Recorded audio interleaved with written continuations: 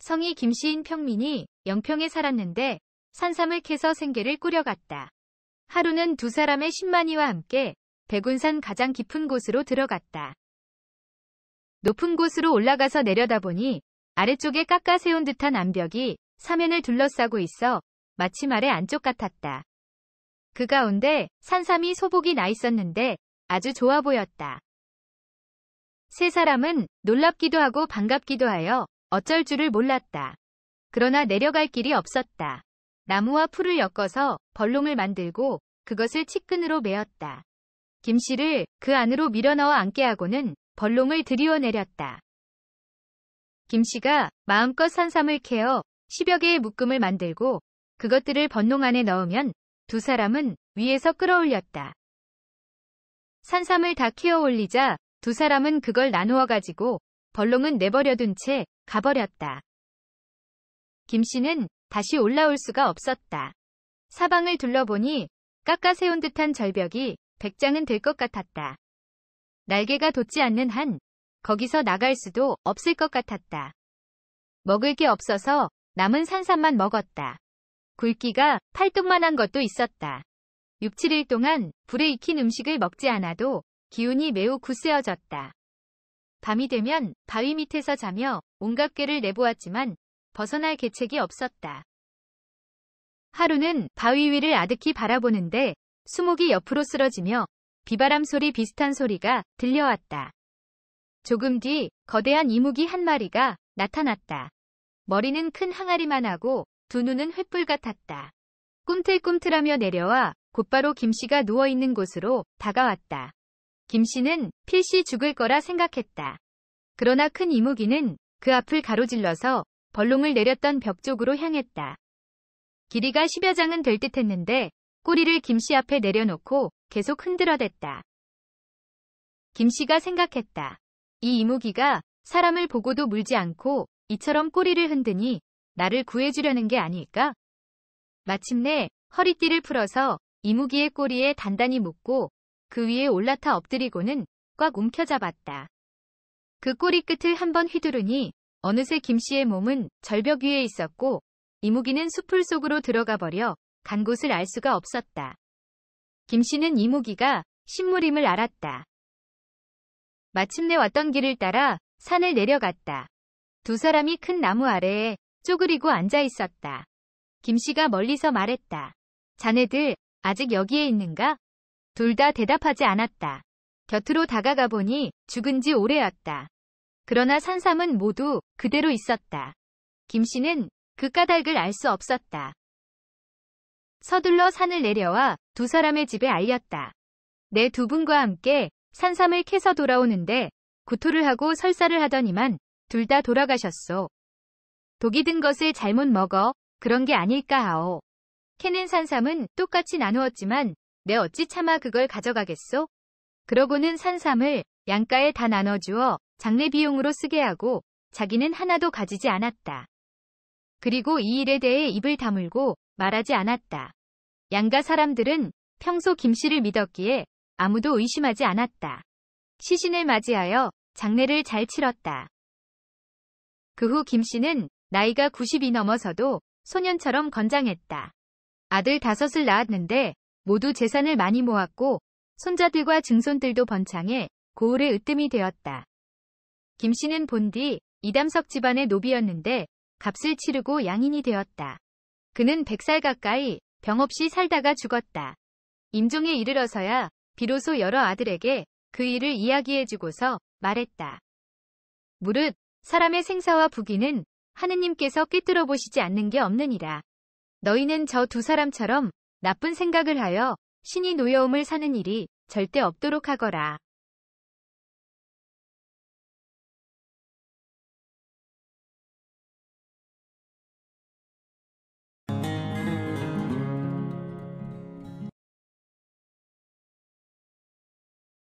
아저씨, 뭐 땜시로 내게 가죽신을 사주고 요렇게 요릿집에 데려와서 너비아니까지 사주는 거예요? 너가 예뻐서 그러제, 임마.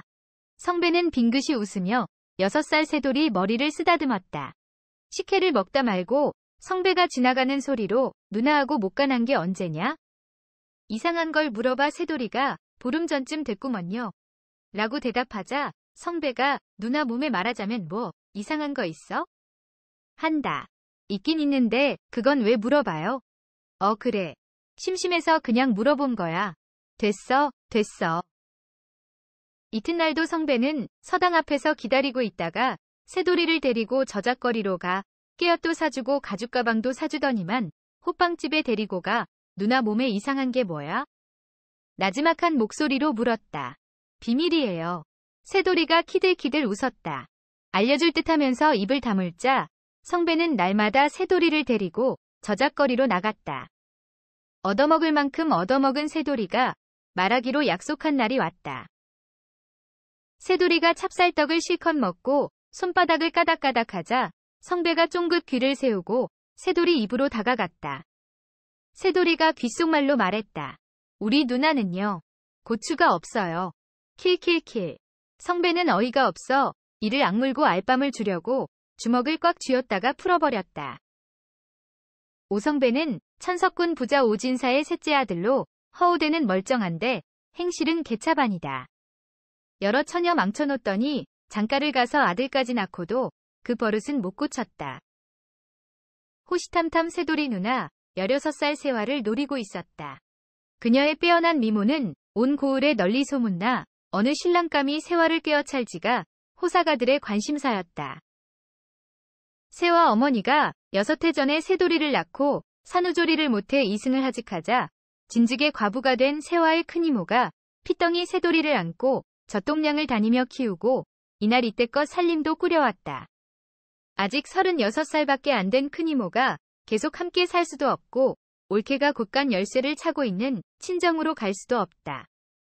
6해나 새돌이를 키워주고 살림을 살아준 은혜를 갚자면 살림 미천을 두둑이 줘서 보내야 할 텐데 넉넉하지 못한 살림이라 세화 아버지 걱정이 컸다. 가을과 시름이 함께 깊어갈 즈음 이상한 소문이 돌기 시작했다. 지난 여름 장마철 물레방앗간에서 성배가 세화를 쓰러뜨렸다는 것이다. 꽃 피고 새우는 내년 봄에 혼례식을 올리면 성배의 본처는 쫓겨나고 세화가 안방을 차지한다는 소문이 꼬리를 물고 가을바람에 휘날리는 낙엽처럼 빨래터 등에서 퍼져나갔다. 그즈음 세화의 큰이모는 종적을 감췄고 그렇게 들락날락거리던 중신아비들의 발걸음이 딱 끊겨버렸다. 성배 마누라는 아이를 업고 보따리를 싸들고 눈물을 흩뿌리며 친정으로 가는 길에 세환의 집 앞에서 악담을 퍼부었다. 기고만장한 성배는 건달들과 주막에 진을 치고 앉아 세화를 쓰러뜨린 얘기로 개거품을 물었다. 서리가 내린다는 상강에 세화는 장옷을 뒤집어 쓰고 서리빨 같은 도끼를 품고 현청으로 들어가 동원의 사또에게 소장을 들이밀었다. 이튿날 아침부터 동원 마당은 인산이네였다. 사또의 신문이 시작됐다. 지난 6월 스무하루 물레방앗간에서 오성배에게 정조를 바쳤는가? 그런 일이 없습니다. 사또의 신문에 고개를 빳빳이 쳐든 세화가 단호하게 말했다. 고을 사람들의 야유가 쏟아지고 성배가 피 묻은 적삼을 들고 나왔다. 이것은 그날 밤 바닥에 깔았던 소인의 적삼입니다. 어머! 구경꾼들의 탄성이 쏟아지자 의기양양해진 성배는 이방을 불러 귓속말로 세화의 사타구니 바로 왼쪽 허벅지에는 검은 점 하나가 있습니다. 라고 말했다. 놀란 토끼눈이 된 이방이 동원 마루로 올라가 사또에게 그 말을 전했다. 구경꾼 중에서 뽑은 할머니 셋과 사또의 안방마님이 세화를 데리고 동원 뒷방으로 갔다. 세화는 서슴없이 치마를 올리고 고쟁이를 내렸다. 왼쪽 허벅지에 점 하나. 그 말이 맞네. 사또 안방마님과 할머니 셋이 이구동성으로 놀라서 소리쳤다. 놀라지 마십시오. 세화가 태연하게 물수건으로 허벅지에 점을 문지르자 점이 없어졌다. 어머니가 돌아가신 후 6년간 우리 집 살림을 살아주던 큰이모님을 저 못된 남자가 돈을 주고 매수하여 제 몸의 특징을 알아봐주도록 부탁한 걸 제가 눈치챘습니다. 세화는 성배가 어린 동생 새돌이를 꼬드긴 얘기도 했다. 황금에 눈이 먼 큰이모님이 제가 못간할 때 제 몸을 살필 줄 알고 미리 먹으로 점을 그렸습니다. 여봐라. 저 흉악한 놈을 형틀에 묶어 곤장 20대를 안기렸다. 성배는 곤장 세대의 모든 걸 자백하고 적삼에 피는 닭피라는 것도 털어놨다. 성배는 옥에 갇혔다. 큰 이모는 처음 성배의 꼬드김을 받았을 때 그대로 세화에게 얘기했었다. 세화는 고자질 돈을 올리도록 큰 이모와 머리를 맞대고 꾀를 짜낸 것이다. 성배로부터 거금 1000냥을 우려낸 큰 이모는 흔적 없이 사라졌다.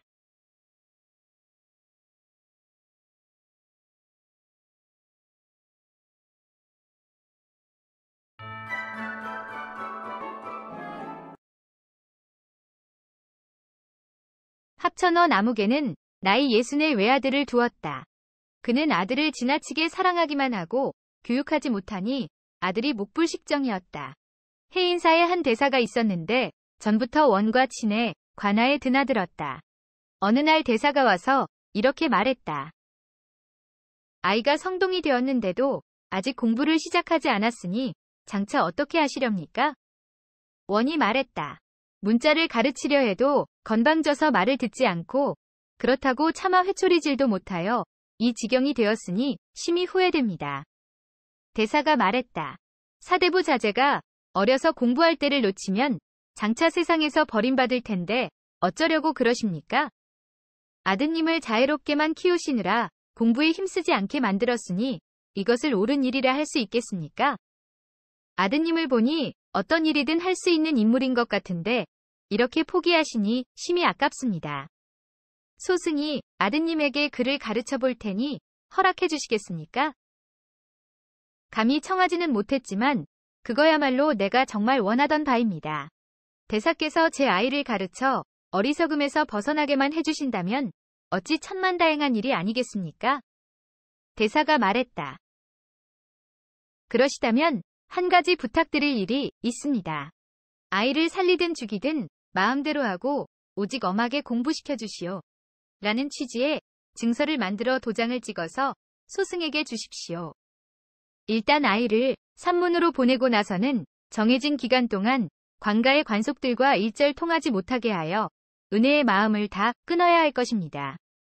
소승이 옷부터 음식까지 다 마련할 것이며 보내실 게 있으면 왕래하는 승려를 통해 소승에게 바로 보내시어 허락을 받으셔야 합니다. 그렇게 하시겠습니까? 오로지 명대로 따르겠습니다. 이어 대사의 말대로 증서를 써서 주었다. 그날 원은 아이를 산문으로 보내고 일절 연락하지 않았다. 아이는 산에 올라오고서 좌우로 날뛰며 대사를 모욕하고 욕설을 퍼붓고 뺨을 때리는 등 못하는 짓이 없었다. 대사는 그를 못 본 채 하며 내버려 두었다. 4, 5일이 지난 어느 날 아침, 대사는 도포를 차려입고 책상 앞에 엄숙히 앉았다. 3, 40명 되는 제자도 경전을 끼고 그를 모시고 앉았는데 예의가 방정하고 엄숙했다. 대사가 한 사리승에게 명하여 아이를 잡아오게 했다. 아이는 울부짖으며 욕설을 퍼부었다. 중놈 주제에 감히 이렇게 양반을 모욕하다니. 내 돌아가면 아버지께 다 고해 바쳐 너를 때려 죽일 테다. 아이는 또 1000번 만번 죽일 이 까까머리 도적놈아 라고 욕하면서 죽어도 가지 않으려 했다. 대사가 큰 소리로 스님들을 질책하며 아이를 묶어오라고 명했다. 여러 스님이 달려들어 아이를 묶어서 대사 앞으로 데려오니 대사가 아이에게 증서를 보여주며 말했다. 네 아버지께서 이것을 나에게 써주셨으니 이제 너의 생사는 내 손에 달렸다. 너는 양반과 자제로서 글자도 못 읽고 폐악한 짓만 일삼으니 살아서 무엇 하겠느냐? 이 악습을 고치지 않으면 장차 네 가문을 망하게 할 것이니 먼저 내가 내리는 벌부터 받아라. 그러고는 송곳 끝을 벌겋게 불에 달구어 그걸로 아이의 넓적다리를 찔렀다. 아이는 혼절했다가 반나절이 지나서야 깨어났다. 대사가 또다시 찌르려 하자 아이가 애걸했다. 앞으로 오로지 대사님 명을 받들겠습니다. 다시는 찌르지 말아주세요. 대사는 송곳을 쥔 채 아이를 꾸짖기도 하고 회유하기도 하다가 한식경이 지나고 나서야 풀어주었다. 아이를 앞으로 가까이 오게 해 먼저 천자문을 주고 일과를 정해주어 조금도 쉬지 못하게 했다. 아이는 이미 장성했기에 지혜와 생각이 자라나 하나를 들으면 10가지를 알았고 10가지를 들으면 100가지를 알았으니 4~5달 사이에 천자문과 통사를 다 이해했다. 아이는 밤낮 쉬지 않고 열심히 공부하며 해이해지지 않으니 1년여 만에 물리가 크게 트였고 산사에 머문 지 3년 만에 공부를 완성했다. 아이는 책을 읽으면서 언제나 속으로 다짐했다. 사대부인 내가 중에게 이 같은 치욕을 당한 것은 모두 내가 배우지 못한 탓이다.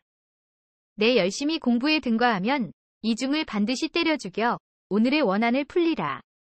아이는 이런 일념으로 게으름을 피우지 않고 더욱 공력을 기울였다.